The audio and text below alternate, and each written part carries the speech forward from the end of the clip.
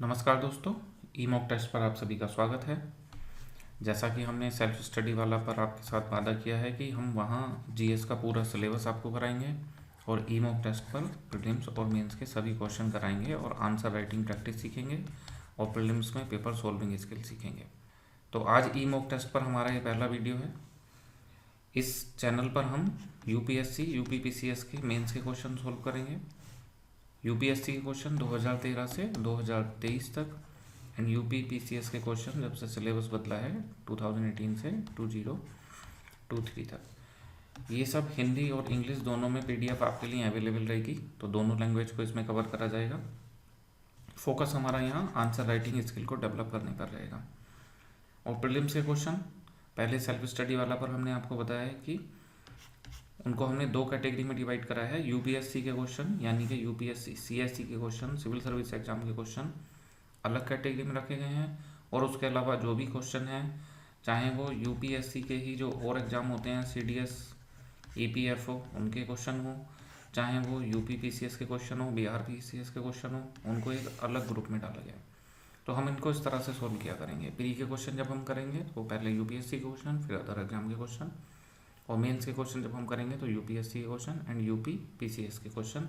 उसमें बाकी पीसीएस को अभी कवर नहीं करा जा रहा है। जैसे हम सेल्फ स्टडी वाला पर जीएस वाइज पढ़ रहे हैं, ठीक वैसे ही हम यहाँ पे भी जीएस के 4 पेपर के अकॉर्डिंग ही इन क्वेश्चन को सोल्व करेंगे। ऐसे पॉलिटी, हिस्ट्री, ज्योग्राफी सब्जेक्ट में डिवाइड करके नहीं, क्योंकि हमें कंप्रिहेंसिव स्टडी करनी है। तो अभी हमारा सेल्फ स्टडी वाला पर ये जीएस सेकेंड पेपर चल रहा है और वहाँ पर हमने पॉलिटी एंड कॉन्स्टिट्यूशन ये पढ़ना शुरू करा है। तो उसमें जो एक टॉपिक हमारा हुआ है वो है हिस्टोरिकल डेवलपमेंट। तो इस आज के इस लेक्चर में हम हिस्टोरिकल डेवलपमेंट में मेंस में जो क्वेश्चन आए हैं उनको सोल्व करेंगे। एक नेक्स्ट वीडियो में हम हिस्टोरिकल डेवलपमेंट में जो भी प्रीलिम्स के क्वेश्चन आए हैं फिर उनको सोल्व करेंगे। हिस्टोरिकल डेवलपमेंट में देखते हैं 2013 से 23 के बीच में यूपीएससी में इसमें दो क्वेश्चन आए हैं। एक बार 2015 में वो जीएस फर्स्ट पेपर में था, एक बार 2016 में जीएस सेकंड पेपर में। ये दोनों ही क्वेश्चन 12.5 मार्क्स के थे। मतलब इनका आंसर हमें लगभग 200 वर्ड्स में देना है। आप ऐसे अपने दिमाग में आइडिया रखना कि अगर 10 मार्कर है तो 150 वर्ड्स में, अगर 15 मार्कर है तो 250 वर्ड्स में, एंड अगर 12.5 मार्कर है तो उसका आंसर लगभग 200 वर्ड में देना है। आप इसको थोड़ा फ्लेक्सिबल लिख सकते हो। इस वाले में आप मैक्सिमम 275, मिनिमम 225, इसके बीच में आप आंसर लिख सकते हो। अगर आपकी आंसर राइटिंग की स्पीड अभी थोड़ी कम है, आप पूरे क्वेश्चन अटैम्प्ट नहीं कर पाते, तो आप इधर लोअर साइड में जाओ। 200 वाले में आप 225, 175, तो आप 175 की साइड में जाओ। 150 वाले में ऐसे मान लो 160, 140 या 130, तो आप इस वाली साइड में जा सकते हो। आपकी राइटिंग स्किल अगर अच्छी है तो आप अभी उसकी अपर साइड में जा सकते हो। चलिए, तो इस टॉपिक से केवल यूपीएससी में क्वेश्चन आए हैं। यूपी पीसीएस में अभी जो ये पेपर हुए हैं 18 से 23 तक, उसमें ये क्वेश्चन नहीं आया है। तो देखते हैं यूपीएससी का पहला क्वेश्चन 2015 जीएस फर्स्ट पेपर। इस क्वेश्चन में इसने बोला है कि it would have been difficult for the constitution assembly to complete the historic task of drafting the constitution for independent India in just 3 years. Class में हमने देखा था कि लगभग 3 साल लगे हैं हमको ये अपना कॉन्स्टिट्यूशन बनाने में। Can I for the experience gained with the government of India in 1935। And हमें ये डिस्कस करना है कि अगर 1935 के एक्ट का अनुभव हमारे पास नहीं होता तो हम इसको 3 साल में नहीं बना पाते। डिस्कस में आप प्लस साइड भी जा सकते हो, माइनस साइड भी जा सकते हो। बैलेंस आंसर लिखो तो वो ज़्यादा ठीक रहता है कि हाँ, इस बात को थोड़ा मान भी लेंगे कि इसने हमारे काम को थोड़ा ईजी कर दिया, और फिर ये भी दिखा देंगे कि हम टोटली इस पर डिपेंड नहीं थे। कल की क्लास में हमने देखा था लगभग 60 कंट्रीज़ का कॉन्स्टिट्यूशन पढ़ के तब कॉन्स्टिट्यूशन को तैयार करा गया है।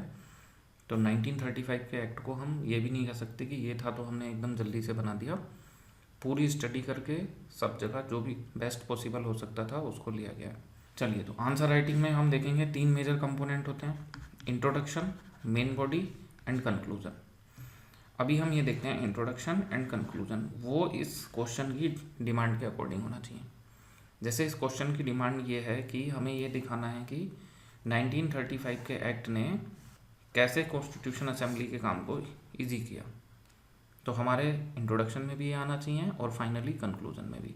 इंट्रोडक्शन में तो हम ऐसे मान लेंगे कि हाँ, इसने काम को इजी किया, और फिर वो मेन बॉडी में वो पॉइंट गिना देंगे जिससे काम इजी हुआ।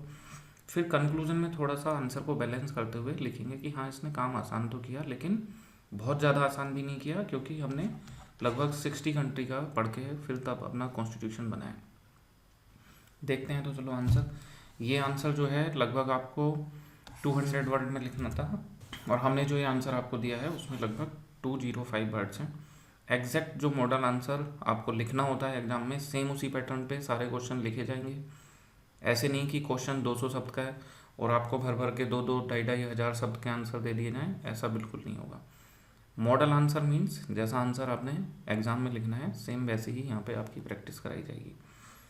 इंट्रोडक्शन में लिखा है the government of India act 1935 provided a procedural and structural blueprint to the constitution assembly. ठीक है, एक ब्लूप्रिंट आ गया, इससे काम आसान हो जाएगा। लिखा है इसलिए that significantly invaluable in expediting the process of constitution. हो गया क्वेश्चन से लिंक। वो कह रहा है काम को उसने हेल्प की, जल्दी हमने कर दिया, तो बोले हाँ इसने प्रोसीजर को एक्सपेडाइट किया। और ऐसा हम क्यों कह रहे हैं कि इसने कुछ हमें रेडीमेड चीज़ें प्रोवाइड कर दी। It provided the following foundation stone to constitution. तो ऐसी क्या चीज़ें हैं जिससे हमारा काम आसान हुआ। नंबर 1, इसने हमें पूरा स्ट्रक्चर ऑफ गवर्नमेंट दे दिया। पहले आप स्टडी वाला पे हिस्टोरिकल डेवलपमेंट की दोनों क्लास करना, फिर इस क्वेश्चन का आंसर देखना। आप बहुत अच्छा समझोगे और आपको लगेगा कि आप इसको और भी बेटर लिख सकते हो। अगर क्लास से पहले आप इसको देखोगे तो थोड़ा प्रॉब्लम हो सकती है। अगर आपने ये टॉपिक कहीं पढ़ा हुआ है तो आप पहले देख लो, अदरवाइज आप पहले वहाँ जाके टॉपिक देखो उसके बाद। तो इसने स्ट्रक्चर ऑफ गवर्नमेंट प्रोवाइड करा। ये लेजिस्लेचर, एग्जीक्यूटिव, जुडिशरी ये सब डेवलप हो चुके थे। हिस्टोरिकल डेवलपमेंट में हमने देखा एग्जीक्यूटिव का जो स्ट्रक्चर था कि जो आज पोर्टफोलियो सिस्टम है कि जैसे डिफेंस एक मिनिस्टर को दे दिया जाता है, हेल्थ एक मिनिस्टर को, तो वो भी इस समय डेवलप हो चुका था। काउंसिल ऑफ गवर्नर जनरल जैसे आज काउंसिल ऑफ मिनिस्टर होती है, तो ये भी हमें डिज़ाइन करना सिंपल लगा क्योंकि पहले से था। बाकी लेजिस्लेचर का पूरा स्ट्रक्चर, आज हमारे यहाँ राज्यसभा है, लोकसभा है, बाईकैमरलिज्म है, तो ये सब इस एक्ट तक आते आते डेवलप हो चुका था। तो ये सब चीज़ें हमने अपनाने में हमें हेल्प मिली। जुडिशियल स्ट्रक्चर कि हाई कोर्ट है, फिर सुप्रीम कोर्ट है। सुप्रीम कोर्ट एक फेडरल कोर्ट भी है। 1935 के एक्ट में हमने देखा था कि एक फेडरल कोर्ट बनाया था। फेडरल इसलिए कि ये जब फेडरेशन और उसकी यूनिट के बीच में झगड़ा होगा तो वो केवल फेडरल कोर्ट में सुना जा सकता है, और आज हमारा सुप्रीम कोर्ट एक फेडरल कोर्ट है, तो ये फीचर हमें लेने में आसानी मिली। एडमिनिस्ट्रेटिव स्ट्रक्चर की बात करें तो ऑल इंडिया सर्विस 1935 में उसका प्रोविज़न था, और एक फेडरल पब्लिक सर्विस कमीशन बनाने की बात कही गई थी जो ऑल इंडिया सर्विस के लिए एग्जाम कंडक्ट करेगा। बताया था कि जो सेंट्रल पब्लिक सर्विस कमीशन है वो तो 1919 के एक्ट में बना दिया था, लेकिन फेडरल पब्लिक सर्विस कमीशन इस 1935 में बनाया था। सेंट्रल एंड प्रोविंस सर्विस, तो प्रोविंशियल सर्विस के लिए भी 1935 के एक्ट में प्रोविंशियल सिविल सर्विस कमीशन बनाए गए थे। तो आज बिल्कुल सेम वैसे ही कॉन्स्टिट्यूशन में भी है, तो इस वजह से हमें हेल्प मिली। फेडरल फॉर्म ऑफ गवर्नमेंट इससे डेवलप हो चुकी थी। जैसे आज हमारे सेंटर में एक गवर्नमेंट है, एक प्रोविंस में गवर्नमेंट है, और दोनों की पावर कॉन्स्टिट्यूशन में डिवाइड की गई हैं लिस्ट के थ्रू कि कौन किस मैटर पे लेजिस्लेट करेगा, तो वो सब इससे डिवाइड हो चुका था। आज हमारे यहाँ सेंट्रल टेंडेंसी है, तो जिन्होंने 1935 के एक्ट की क्लास कल देखी होगी उसमें बताया था कि इसमें सेंट्रल टेंडेंसी थी। कैसे पता चलता है सेंट्रल टेंडेंसी, ये जो लिस्ट थी इनमें इसमें ज़्यादा महत्वपूर्ण सब्जेक्ट थे। एंड इमरजेंसी के केस में प्रोविंशियल लिस्ट पे भी सेंट्रल गवर्नमेंट या सेंट्रल लेजिस्लेचर एक्ट बना सकती है। कंकरेंट लिस्ट में कोई डिस्प्यूट हो जाए तो फेडरल गवर्नमेंट का माना जाता है। ये सब प्रोविज़न ऑलरेडी 1935 के एक्ट में थे। इमरजेंसी के प्रोविज़न थे कि अगर प्रोविंस का जो शासन है वो कॉन्स्टिट्यूशन के अकॉर्डिंग नहीं चलेगा तब वहाँ पे गवर्नर जनरल का रूल लगा दिया जाएगा, जैसे आज हम उसको प्रेसिडेंट रूल बोलते हैं।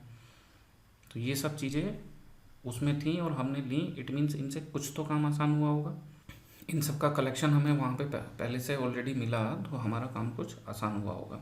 हमारी जो पार्लियामेंट्री फॉर्म ऑफ गवर्नमेंट है जिसमें हमारे एग्जीक्यूटिव को लेजिस्लेचर का पार्ट होना ज़रूरी है, कोऑर्डिनेशन है, सेपरेशन नहीं है जैसा प्रेसिडेंशियल फॉर्म में होता है, तो वो भी हमने इस एक्ट से लिया है। तो यहाँ से हमने ये दिखा दिया कि इसने हमारे काम को एक्सपेडाइट किया और उसको हमने सब्सटेंशिएट भी कर दिया, नीचे कुछ एग्जाम्पल देके, कुछ फैक्ट देके कि हाँ ये सब चीज़ें हमने इससे ली हैं। लेकिन अब इसको थोड़ा सा बैलेंस भी करना पड़ेगा, ऐसा ना लगे कि हमने इसको एज इट इज़ कॉपी कर लिया और कॉन्स्टिट्यूशन असेंबली ने इसको तुरंत एज इट इज़ अपना लिया। तो अब कंक्लूजन में इसको थोड़ा सा बैलेंस कर देते हैं। तो यहाँ लिखेंगे therefore the government of India act 1935 acted as a precursor and a task become a little easier. इसको आप नीचे अंडरलाइन कर देंगे कि थोड़ा काम हमारा आसान हो गया कॉन्स्टिट्यूशन असेंबली का। अब यहाँ बैलेंस करेंगे। But the constitution assembly of India was not completely dependent on the government of India in 1935। The constitution assembly had studied the constitution of more than 60 country at the time of drafting the constitution. तो इससे आपका answer balance हो गया थोड़ा सा। और यहाँ से आपने ये भी देखा होगा, देखिए जैसे यहाँ हमने लिखा है कि टास्क लिटिल ईजियर हो गया, तो काम ईजियर हो गया तो कम समय लगा, तो ये क्वेश्चन से भी लिंक हो गया। सेम ऐसे ही हमने इंट्रोडक्शन को भी क्वेश्चन से लिंक किया था, तो यहाँ हमने इंट्रोडक्शन एंड कंक्लूजन दोनों को लिंक भी कर दिया क्वेश्चन से, और कंक्लूजन से अपने आंसर को बैलेंस भी बना दिया। ये छोटी छोटी बातें हैं, ऐसे और सैकड़ों बातें आगे आंसर राइटिंग में हैं। धीरे धीरे करके हम टोटल PYQ करेंगे जीएस के चारों पेपर के, और मेरा आपसे प्रॉमिस है जिस दिन जीएस के चारों पेपर के PYQ हो गए, आंसर राइटिंग को लेके आपके मन से टोटल डर खत्म हो जाएगा। आपको लगेगा कि आंसर राइटिंग जो है बहुत सिंपल है, आसान है। लेकिन ध्यान रखना, प्रैक्टिस के बिना कुछ नहीं होगा। आपने खुद से भी क्वेश्चन करके घर पे प्रैक्टिस करके देखने होंगे। अब हमारा दूसरा क्वेश्चन है हिस्टोरिकल डेवलपमेंट पे।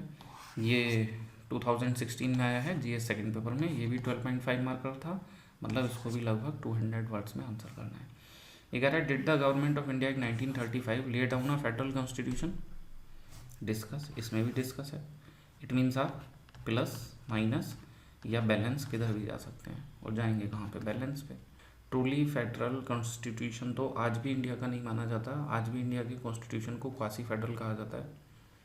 और उस समय तो आप समझो कि ब्रिटिश गवर्नमेंट थी, और कैसे हमने देखा 1935 के एक्ट में उन्होंने प्रोविंस में तो फुल रेस्पॉन्सिबल गवर्नमेंट ले आए थे, लेकिन सेंटर में उन्होंने डायरकी लाए थे, और कुछ सब्जेक्ट पे अपने पास ज़्यादा पावर रखी थी।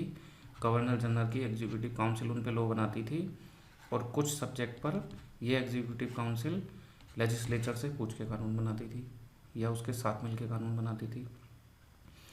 तो जब सेंटर गवर्नमेंट अपने पास ज़्यादा पावर रख रही है, तो टोटली फेडरल कॉन्स्टिट्यूशन कैसे हो जाएगा।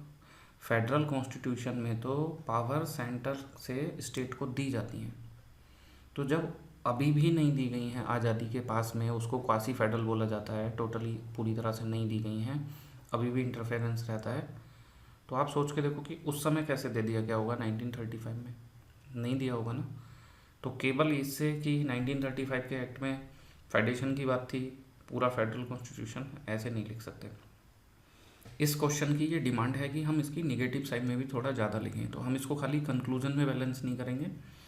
पहले हम इसके इंट्रोडक्शन से लिंक करेंगे कि हाँ एक फेडरेशन बनाया गया था, फिर हम दिखाएंगे कि फेडरल फीचर क्या थे, फिर हम दिखाएंगे नॉन फेडरल फीचर क्या थे, और फिर हम दिखाएंगे कि वो एक फेडरेशन तो था लेकिन ट्रू फेडरेशन नहीं था, या उसमें ट्रू फेडरल कॉन्स्टिट्यूशन नहीं था। और फिर ऐसे भी बैलेंस करेंगे कि जो थोड़े बहुत प्रावधान उसमें फेडरल कॉन्स्टिट्यूशन के थे उनको भी इम्प्लीमेंट नहीं किया जा सका। बहुत से ऐसे रीजन थे, जैसे कुछ समय बाद सेकेंड वर्ल्ड वार हो गया, कुछ पॉलिटिकल इंस्टेबिलिटी थी, कुछ बिल पावर की कमी थी, प्रिंसली स्टेट ने शामिल होने से मना कर दिया, बहुत से ऐसे फैक्टर थे, लेकिन उनको लागू नहीं किया जा सका। तो इसको उस केस में पूरी तरह फेडरल कॉन्स्टिट्यूशन नहीं कहा जा सकता। जो आज का हमारा कॉन्स्टिट्यूशन है कि स्ट्रॉन्ग सेंटर वाला फेडरेशन, वो हम इसको कह सकते हैं। देखते हैं तो इसका भी आंसर।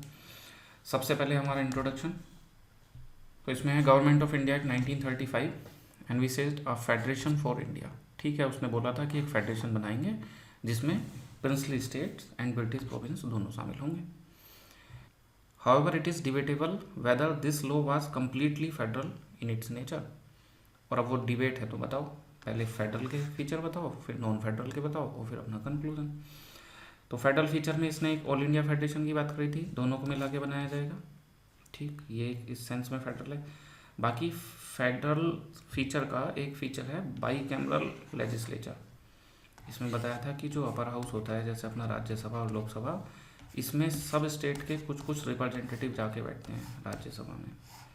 ये स्टेट का रिप्रेजेंटेशन होता है, जबकि लोकसभा के जो मेंबर हैं उनको हम लोग चुनते हैं। और सेंट्रल लेजिस्लेचर में ये दोनों आते हैं, मतलब सेंटर के एक्ट इन दोनों से पास होने जरूरी हैं। तो ये जो राज्यसभा में लोग बैठे हैं, ये स्टेट के राइट प्रोटेक्ट कर रहे हैं ना। आप सिंपल से एक नियम याद रखो, जो स्टेट को पावरफुल बनाता हो वो फेडरल फीचर है, और जो सेंटर को पावरफुल बनाता हो वो यूनिटरी फीचर है। तो अगर राज्यसभा बनाएंगे, बाईकैमरलिज्म बनाएंगे, तो वो कैसा फीचर होगा? फेडरल फीचर होगा। तो बाईकैमरलिज्म था, वो हमने यहाँ पे लिख दिया। डिवीजन ऑफ लेजिस्लेटिव पावर, जब डिवीजन होगा तो प्रोविंशियल लिस्ट बनेगी, और इससे कहेंगे कि इस पे आप एक्ट बनाओ, प्रोविंशियल लिस्ट पे स्टेट को पावर दे दी और बाकी अपने पास रखेगा सेंटर। तो इससे भी स्टेट को पावर मिल रही है, ऑटोनॉमी मिल रही है, तो ये भी एक फेडरल फीचर है। Autonomy for province other matter में भी मिली। हमने देखा लेजिस्लेचर में तो पावर उनको दी गई, बाकी एडमिनिस्ट्रेशन में उनका अलग से स्टेट पब्लिक सर्विस कमीशन की बात भी 1935 ने बोली थी, तो वो अपने अलग से सर्वेंट भी रखना शुरू करेंगे। तो इस सेंस में भी ये फेडरल है। और जैसे सेंटर में गवर्नर जनरल होता था और प्रोविंस में गवर्नर, तो ये दोनों ही ब्रिटिश क्राउन के रिप्रेजेंटेटिव होते थे। अब चूंकि गवर्नर ब्रिटिश क्राउन का रिप्रेजेंटेटिव है, तो इट मीन्स उसकी पावर भी थोड़ी ज़्यादा है, तो ये भी एक फेडरल फीचर को दर्शा रहा है। बाकी फेडरल कोर्ट, फेडरेशन होगा तभी तो फेडरल कोर्ट बनाएंगे, तभी तो फेडरल सिविल सर्विस बनाएंगे। अगर फेडरेशन होगा तो फेडरेशन की यूनिट के बीच में झगड़ा भी होगा, और इस झगड़े को सोल्व करने के लिए एक फेडरल कोर्ट की ज़रूरत पड़ेगी। तो फेडरल कोर्ट बनाया गया था, ये भी इसका एक फेडरल फीचर को दर्शा रहा है। अब कुछ ऐसे पॉइंट जिसकी वजह से ये ट्रू फेडरल सिस्टम नहीं था। नंबर 1, जो डिस्क्रिशनरी पावर है गवर्नर को वो दी गई थी, जिससे प्रोविंस की ऑटोनॉमी कम हो गई। उनको बोला कि भाई आप प्रोविंस लिस्ट पे अपने एक्ट बनाओ, लेकिन गवर्नर के पास में डिस्क्रिशनरी पावर है, तो फिर लेजिस्लेचर की पावर तो कम हो जाएगी। सेम ऐसे यहाँ पे एक पॉइंट ये भी आ सकता था, लिखा नहीं है, इमरजेंसी का है ये नेक्स्ट पॉइंट। इमरजेंसी के केस में federal legislature can legislate on provincial list. तो प्रोविंशियल लिस्ट पे स्टेट का काम है एक्ट बनाना, अगर उस पर सेंटर भी बना ले रहा है तो इससे स्टेट की पावर कम हो रही है, और अगर कम हो रही है तो ये यूनिटरी फीचर है, फेडरल फीचर नहीं है। ऐसे ये एक डिफेक्टिव फेडरलिज्म था। ब्रिटिश प्रोविंस थे, उनका ऑटोनॉमी दी गई थी पार्शियली। जैसे यहाँ देखा हमने, इमरजेंसी में पावर ले सकते थे, गवर्नर को ज़्यादा डिस्क्रिशनरी पावर थी। और प्रिंसली स्टेट वो भी फेडरेशन का हिस्सा थे, उनके साथ में तो ये इन्होंने नहीं करा था, ऑटोक्रेटिक रूल ऑफ प्रिंसेस इनके हवाले छोड़ दिया। तो फेडरेशन में तो फेडरेशन की सभी यूनिट के साथ इक्वली पावर शेयर करनी चाहिए, और ये जो प्रिंसली स्टेट थे इनकी एंट्री वॉलंटरी थी, तो ये शामिल हो भी सकते थे, नहीं भी हो सकते थे, और फाइनली इन्होंने यही किया, शामिल नहीं हुए, तो ये फेडरेशन कभी लागू ही नहीं हो पाया। तो इन कुछ एग्जाम्पल के थ्रू हम कह सकते हैं कि वो एक ट्रू फेडरेशन नहीं था, उसका स्ट्रक्चर ट्रूली फेडरल नहीं था, बल्कि उसमें सेंटर को स्ट्रॉन्ग रखा गया था। एक ये भी पॉइंट है, रेजिडुअरी पावर है जो गवर्नर जनरल ऑफ इंडिया को दी गई थी, ये भी स्ट्रॉन्ग सेंटर को दर्शाता है, तो ये भी फेडरल फीचर का अपोजिट है। फिर इसका एक conclusion, thus it can be said that Government of India Act was not completely federal but envisioned a federal with a strong center। तो ये हमने उसको बैलेंस कर दिया कि उसमें फेडरल फीचर तो थे लेकिन स्ट्रॉन्ग सेंटर था, तो उसको ट्रूली फेडरल नहीं कहा जा सकता। और थोड़ा सा और इसमें लिख सकते हैं कि even the federal structure outline in 1935 act was not fully implemented, उसको भी पूरी तरह से इम्प्लीमेंट नहीं किया गया। तो ये हमारे हिस्टोरिकल डेवलपमेंट के मेंस के दोनों क्वेश्चन कंप्लीट होते हैं। प्री में इसमें लगभग 100 प्लस के आसपास क्वेश्चन है टोटल मिला के, उनका हमारा नेक्स्ट वीडियो आएगा, उसमें सबको कवर करा जाएगा। इस वीडियो के डिस्क्रिप्शन में ही आपको 2 चैनल का लिंक मिलेगा, एक व्हाट्सएप चैनल है, एक टेलीग्राम चैनल है। इन सब की PDF के लिए वहाँ हिंदी में भी ये PDF अवेलेबल होगी। PDF के लिए, नोटिफिकेशन के लिए, कब लेक्चर डाला जाएगा उसका notification. Thank you so much. जय हिंद, जय भारत।